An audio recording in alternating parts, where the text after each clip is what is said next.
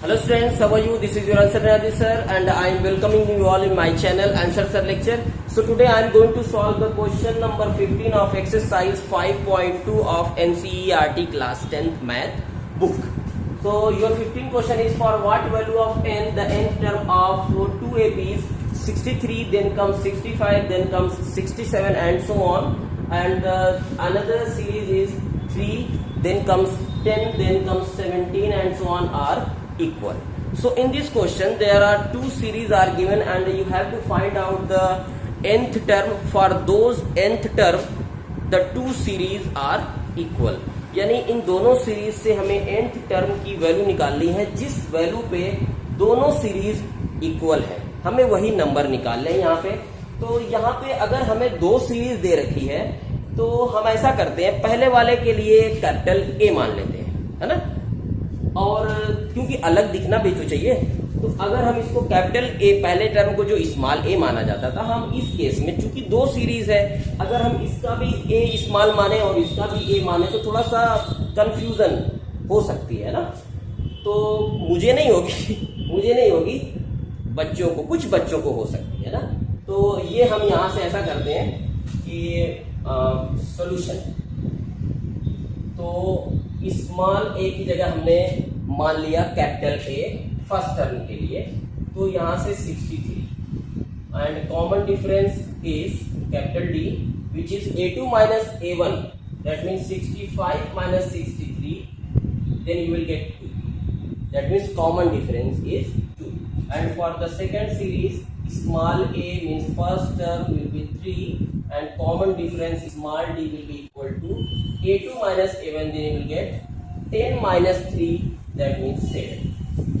तो दोनों सीरीज के फर्स्ट टर्म और कॉमन डिफरेंस आ गए।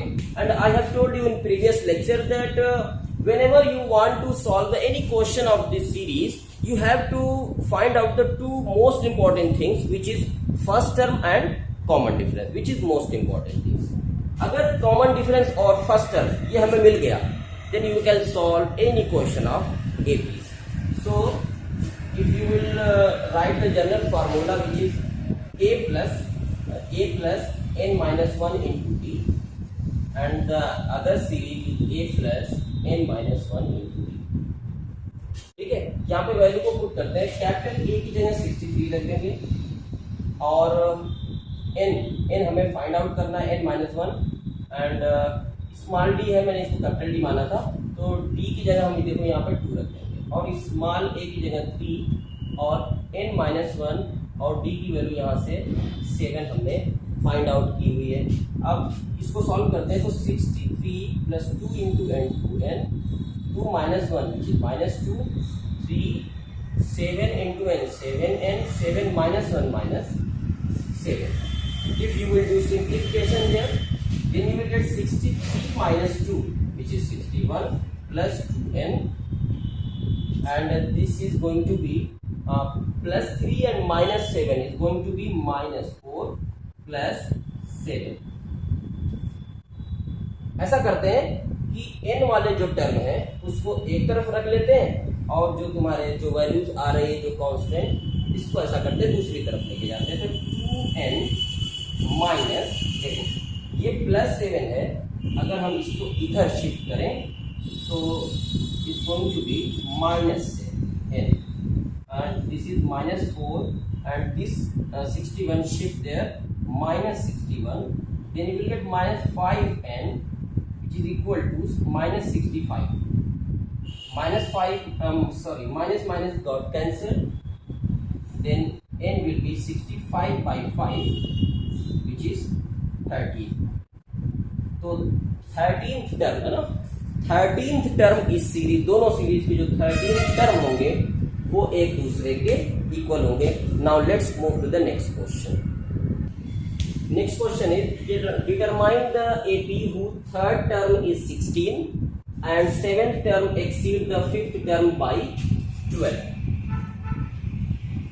देखो इस क्वेश्चन में दिया है कि एक सीरीज बनाइए, एक डिटरमाइन करिए सीरीज जिसका थर्ड टर्म 16 है, ये एक चीज दे रखी है, और जो सेवेंथ टर्म है वो exceed the fifth term by 12, और जो सातवां टर्म है वो पांचवें वाले टर्म से 12 ज्यादा है।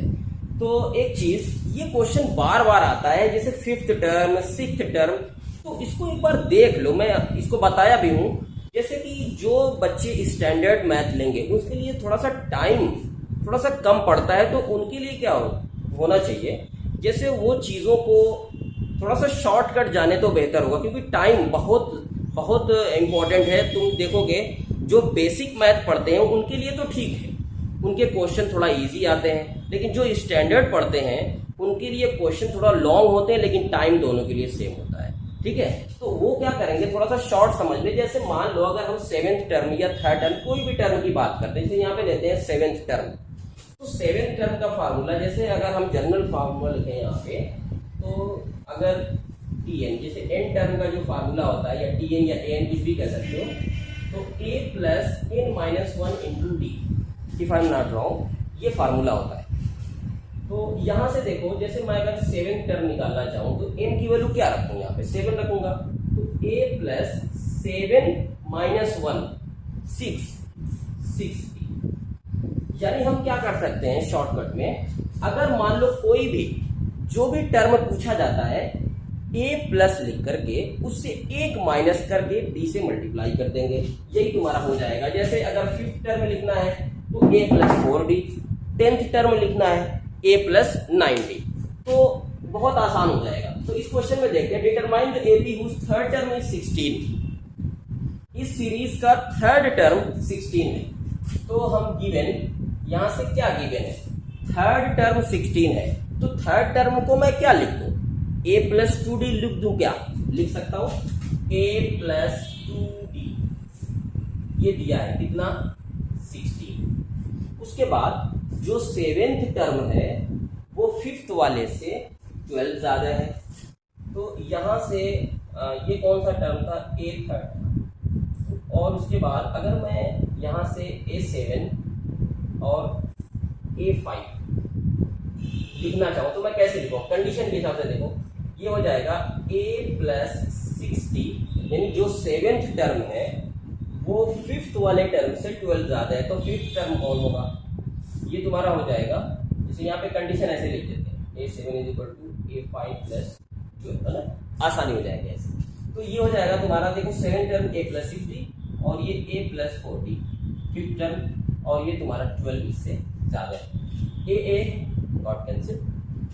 यहाँ से देखो 4d है, इधर लेके आएंगे, तो this is going to be 60 minus 4d is equal to 12, then you will get 2d is equal to 12, d will be 12 by 2 which is 6, d की वैल्यू आ गई यहाँ से 6। अब हमें कोई भी सीरीज बनाने के लिए, मैंने अभी बताया, कोई भी सीरीज बनाने के लिए हमें दो चीजों की जरूरत होती है, एक होता है फर्स्ट टर्म और कॉमन डिफरेंस। तो कॉमन डिफरेंस तो आ चुका, हमें सीरीज बनानी है, कौन सा टर्म चाहिए, फर्स्ट टर्म चाहिए। फर्स्ट टर्म का यहाँ से देखो किसी भी इक्वेशन में रख देते हैं, जैसे ये मान लेते हैं पहला इक्वेशन, तो ये हो जाएगा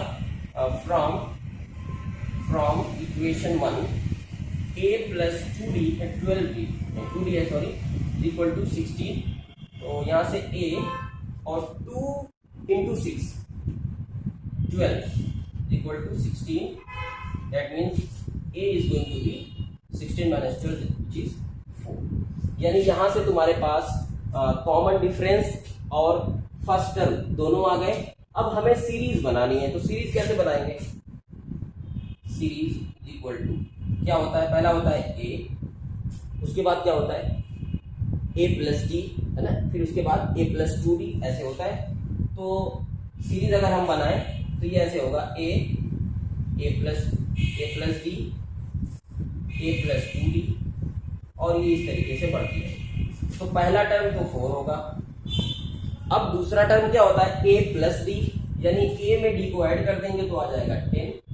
उसके बाद a प्लस 2d, a की जगह 4 रखेंगे और 2 इंटू डी यानी 12, 4 प्लस 12 यानी 16, दिस इज योर AP।